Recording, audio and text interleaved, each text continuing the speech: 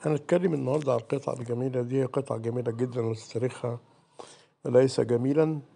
بتتكلم على إمبراطور اسمه ماكسيموس، واللي حكم روما الفترة من 311 ل 312 ميلادية. فترة بنسميها فترة اضطهاد المسيحيين ومسيحية الشرق بصفة خاصة يعني.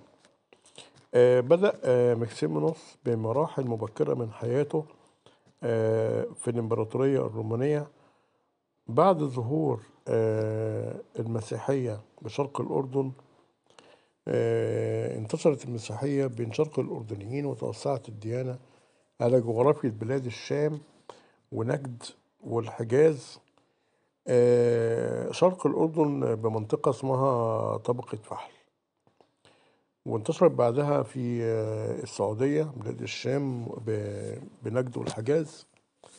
قام بعد انتشار المسيحية عدة أباطرة رومان باضطهاد المسيحيين من خلال عمل مجازر ضدهم بعدة مناطق في شرق الأردن وجراسيا ولاتفيا والبتراء وغيرها من المدن. ماكسيمينوس اللي صاحب القطعة النهاردة اللي صورته على القطعة، اللي حكم روما سنة 311، كان أحد الأباطرة الذين حاربوا الدين المسيحي وكل أتباعه بلا شفقة ورحمة، وقاموا بنشر الديانة الوثنية الرومانية بقوة السلاح. بنقدم القطعة دي، هي ذكرها سيئة، كان قطعة شكلها جميل، استمتعوا بيها. اتفضلوا.